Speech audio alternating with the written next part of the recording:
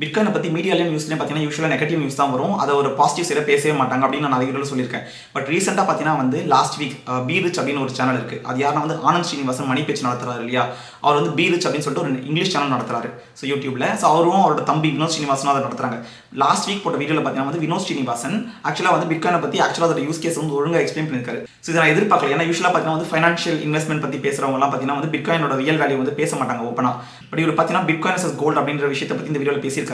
அதில் ஆக்சுவலாக பிட்காயினை பற்றி அவர் வந்து அதோட உண்மையை சொல்லியிருக்காரு. என்னன்னா வந்து bitcoin is actually trying to become a replacement for gold. So bitcoin கண்டிப்பாக கோல்டை ரீப்ளேஸ் பண்ண ட்ரை பண்ணுது. 15 வருஷமா ரொம்ப போராடுது. அது கண்டிப்பாக வின் பண்ணாதா அப்படின்றத வந்து அவர் ஆக்சுவலாக சொல்லியிருக்காரு. பட் இவரோட அண்ணன் ஆனந்த் ஸ்ரீனிவாசன் பார்த்தீங்கன்னா வந்து போன வாட்டி வந்து பிட்காயின் இப்போ $100,000 டச் ஆச்சு இல்லையா கொஞ்ச நாள் முன்னாடி.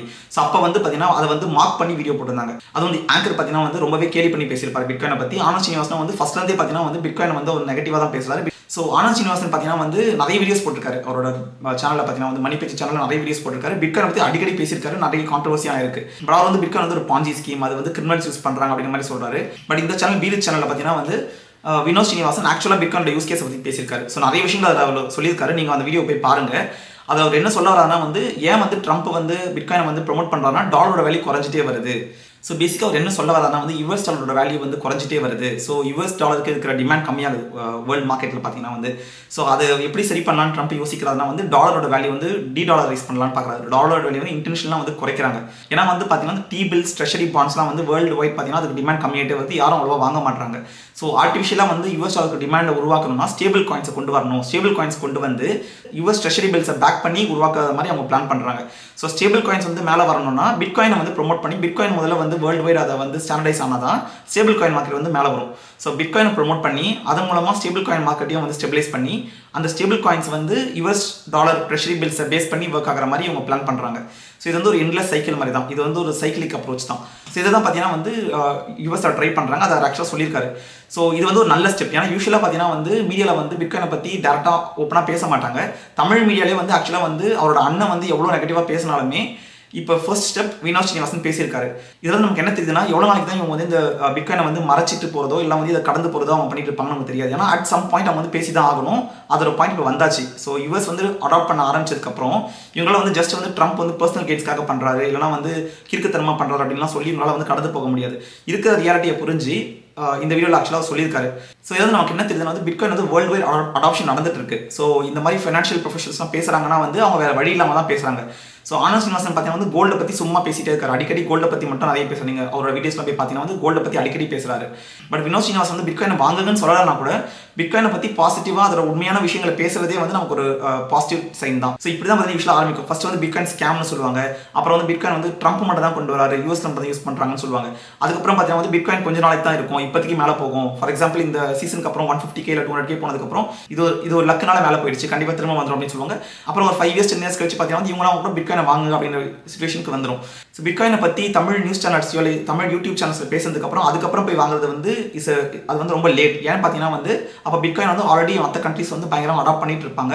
So it's very late. So இப்போ வந்து ரொம்ப ஏர்லி. ஏன்னா இன்னும் கூட நிறைய பேர் பார்த்தீங்கன்னா பிட்காயினோட ரியல் பொட்டன்ஷியல் தெரியாமல் ஜஸ்ட் வந்து அது ஒரு ட்ரேடிங்காகவும் இல்லைனா வந்து அது ஒரு ஸ்கேம் அப்படின்ற மாதிரி பார்த்துட்டு கடந்து போகிறாங்க.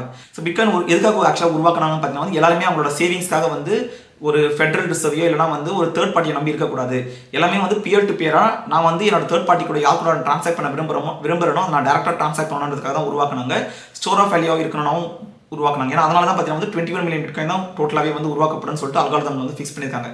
ஸோ அது ஏன்னா வந்து நாளாக பிட்காயினோட டிமாண்ட் கண்டிப்பாக அதிகமாகணும். யாரும் வந்து தேவையில்லாமல் பிட்காயின் வந்து செலவு பண்ணக்கூடாது. பிட்காயினை வந்து ரொம்ப முக்கியமான விஷயங்களுக்கு மட்டும் தான் செலவு பண்ணணும் அப்படின்றதுக்காக தான் அந்த மாதிரி ஒரு டிஃப்ளேஷனரி கான்செப்ட் 21 மில்லியன் காயின்ஸ் தான் அப்படின்னு சொல்லிட்டு கேப் பண்ணியிருக்காங்க.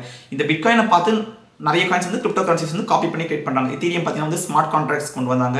லைட் காயின் வந்து பிட்காயின் தான் காப்பி பண்ணப்பட்டது. சொலானா பார்த்தீங்கன்னா அகைன் எத்தீரியம் காப்பி பண்ணது. ஸோ இந்த மாதிரி நிறைய கிரிப்டோ கரன்சிஸ் அதுக்கு மேலே வந்திருக்கு. பட் எப்படி வந்தாலுமே வந்து பிட்காயின் வந்து இந்த உலகத்தை விட்டு போகிறது இல்லை. மற்ற கரன்சிஸ்லாம் வந்து டிசப்பியர் ஆனால் கூட ஆச்சரியப்படுறதுக்கு இல்லை. பட் பிட்காயின் வந்து கண்டிப்பாக டிசப்பியர் ஆக போகிறது இல்லை. நாளுக்கு நாள் வந்து அதோட அடாப்ஷன் அதிகமாக போகுது. ஸோ அதனால தான் இந்த சேனல் ஆரம்பிச்சு நான் பிட்காயின் பற்றி பேசிட்டு இருக்கேன். ஸோ நீங்கள் பிட்காயின் வந்து ரொம்பலாம் வந்து அதிகமாக காசு போட்டு வாங்கவே வேணாம். ஜஸ்ட் வந்து இன்னைக்கு என்ன பண்ணலாம்னா நீங்கள் வந்து பயமாக இருக்குன்னா ஜஸ்ட் ஒரு $100 இல்லை $500 நீங்கள் வந்து ஜஸ்ட் வாங்கி ஒரு கோல்ட் வேலெட்டில் போட்டு வச்சிருங்க. இல்லை ஒரு ஹாட் வேலெட், நான் ஸ்பேர் வேலெட் பற்றி தனியாக வீடியோ போட்டிருக்கேன். அதை வாங்கி போட்டு வச்சிருங்க, மறந்துருங்க, அந்த அமௌண்ட்டை மறந்துருங்க. ஒரு 10 இயர்ஸ் கழிச்சு வந்து பாருங்க அதோட வேல்யூ என்னவா இருக்குன்னு. 10 இயர்ஸ் கூட வேணாம், மேபி ஒரு 5 இயர்ஸ் கழிச்சு வந்து பாருங்க அதோட வேல்யூ என்னவா இருக்குன்னு. அந்த 5 இயர்ஸ் கழிச்சு திரும்ப வாங்க ஆரம்பிங்க. நீங்க ஆக்சுவலா வந்து ஒரு விஷயத்தை வாங்காத வரைக்கும் நீங்க அதை வந்து அண்டர்ஸ்டாண்டே பண்ண மாட்டீங்க. ஸோ ஜஸ்ட் நீங்க என்ன பண்ணலாம், இன்னைக்கு போயிட்டு ஒரு 100 rupees இல்லை 500 rupeesக்கு ஜஸ்ட் ஒரு பிட்காயின் வாங்கிட்டு அதை வந்து ஸ்பேரோ வேலட் பற்றி நான் ஒரு வீடியோ போட்டிருக்கேன். அந்த ஸ்பேரோ வேலட்க்கு அந்த பிட்காயினை ட்ரான்ஸ்ஃபர் பண்ணிக்கோங்க. இல்லைனா வந்து நீங்கள் ஜஸ்ட் வந்து உங்களோட எக்ஸ்சேஞ்சு கூட நீங்கள் வந்து அப்படியே வச்சிருக்கலாம், அப்படி கூட நீங்கள் வச்சிருக்கலாம். பட் அதை வந்து மறந்துடுங்க, வாங்கி அதை சேஃபாக வச்சிருங்க. ஒரு 5 இயர்ஸ் கழிச்சு வந்து பாருங்க, இதை நீங்கள் போய் இன்னைக்கு பண்ணுங்க. Because this will really help you. ஏன்னா நீங்கள் வந்து ட்ரேடிங் இல்லை வந்து ஜஸ்ட் வந்து ஒரு ஹாபி மாதிரி பண்ணுறது இல்லாமல் ரியலாக வந்து மணி டிரான்சாக்ஷன்ஸ் எதுக்கு நடக்குது, பிட்காயின் மணி டிரான்சாக்ஷன்ஸ் பண்ண முடியும் அப்படின்றத நீங்கள் அண்டர்ஸ்டாண்ட் பண்ணணும்னா பிட்காயின் வாங்கினா மட்டும் தான் நீங்கள் வந்து ரிலீஸ் பண்ண முடியும். ஸோ இதை தான் உங்களுக்கு நான் ஷேர் பண்ண நினச்சேன். ஏன்னா வந்து நிறைய பேர் பிட்காயின் பற்றி பேச ஆரம்பிச்சிட்டாங்க. பிட்காயின் வந்து கூடிய சீக்கிரம் வந்து மெயின் ஸ்ட்ரீம் வந்துடும். அது எப்படின்னா வந்து ஸ்லோலி பட் சடன்லின்னு சொல்லுவாங்க. அதாவது வராமல் இருக்கிற மாதிரி இருக்கும், ரொம்ப பொறுமையாக வர மாதிரி இருக்கும், பட் திடீர்னு வந்துடும். ஸோ அது வந்ததுக்கப்புறம் திரும்பி பார்க்கறதுல ஒரு யூஸும் இல்லை.